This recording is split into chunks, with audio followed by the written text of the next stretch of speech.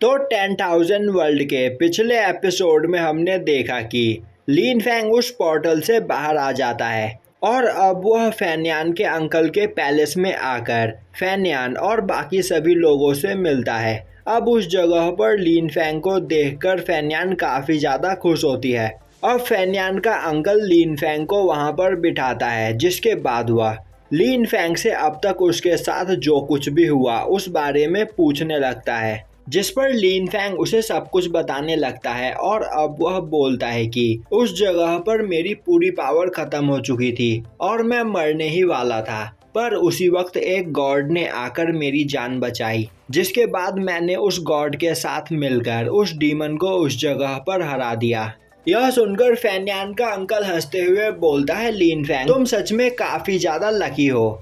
और अब वह लिन फैंग को पीने के लिए एक ड्रिंक देता है, जिसे लिन फैंग उस जगह पर पी लेता है। और अब लिन फैंग के उस ड्रिंक के पीते ही फेन्यान के अंकल के चेहरे पर एक ईवल स्माइल आ जाती है। तभी लिन फैंग फेन्यान के अंकल को इन सब चीजों के बारे में मार्शल गॉड टेम्पल को बताने के लिए बोलता है। फेन्यान का अंकल बोलता है, तुम्हें परेशान होने की कोई जरूरत नहीं, मार्शल गॉड टेम्पल तक यह न्यूज पहले ही पहुंच चुकी है। लिन फैंग उसे थैंक्स करता है। तभी फेन्यान के अंकल बोलते हैं कि यह मार्शल गॉड टेम्पल की ड्यूटी है और इस जगह पर लिन फैंग ने उस डीमन को उस पोर्टल के अंदर रोककर मार्शल गॉड टेम्पल की एक बहुत बड़ी मदद की है। जिसके बाद वह बोलता है, लिन फैंग तो तुमने अभी मुझे बताया कि तुम उस जगह पर नेचर गॉड से मिले थे, तो क्या तुम्हें उस जगह पर वाटर ऑफ लाइफ मिल पाया? लिन फैंग हाँ में जवाब देते हुए उसे वाटर ऑफ लाइफ दिखाता है। जिसके बाद वह फेन्यान से सिनर के हालत के बारे में पूछता है। फेन्यान उसे बताती है कि सिनर की हालत धीरे धीरे सीरियस होती जा रही है। यह सुनते ही लिन फैंग बोलता है, तब तो मुझे अभी सिनर को यह वाटर ऑफ लाइफ देना चाहिए, जिससे वह जल्दी से जल्दी रिकवर हो सके।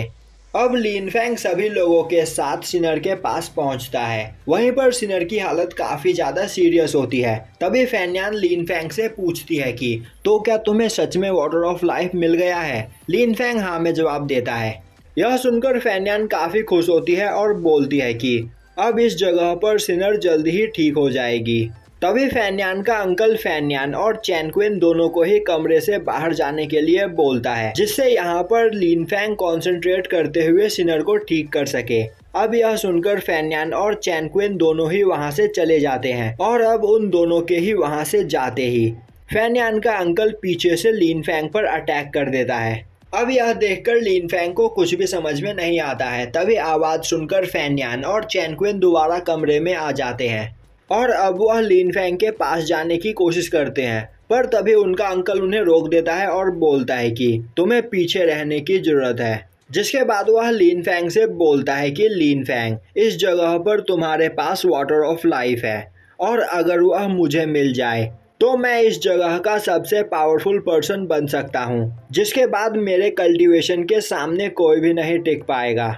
जिसके बाद वह अपने स्वॉर्ड से लिन फैंग पर अटैक करने के लिए तैयार हो जाता है। तभी लिन फैंग खड़ा होते हुए बोलता है, मैं उस जगह से वाटर ऑफ लाइफ इसलिए लेकर आया हूँ ताकि मैं इस जगह पर सिनर की जान बचा सकूं, तो मैं यह तुम्हें किसी भी कीमत पर नहीं दूंगा। और अब वह अपने मार्शल सोल को बाहर निकालने की कोशिश करता है, पर वह ऐसा नहीं कर पाता है।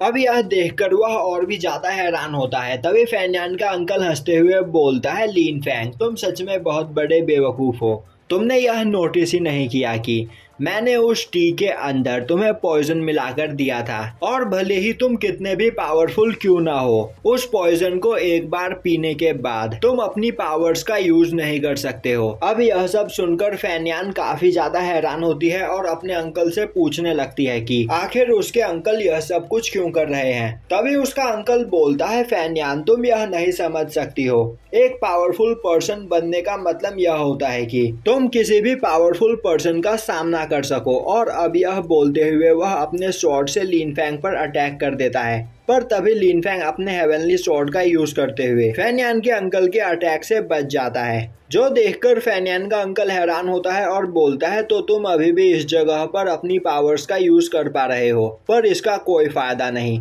जिसके बाद वह दोबारा लिनफेंग पर अटैक करके उसे घायल कर देता है। जिसके बाद वह अपने स्वॉर्ड को उठाते हुए लिनफेंग की ओर आगे बढ़ता हुआ बोलता है, तुम उस वाटर ऑफ लाइफ को मेरे हवाले कर दो, जिसके बदले मैं यहाँ पर तुम्हारी जान बख्श दूंगा। अब यह सुनकर लिनफेंग हंसने लगता है और बोलता है कि मोकुएन-सान, मैंने कभी नहीं सोचा था कि तुम मुझे इस तरह धोखा दोगे और अब तक तुम बस यहाँ पर मेरी मदद करने का ढोंग करते रहे। यह सुनते ही मोकुएन-सान गुस्से में लिनफेंग पर अटैक करने के लिए आगे बढ़ता है, पर उसी वक्त फेनियान और चैंग उसे रोकने की कोशिश करने लगते हैं।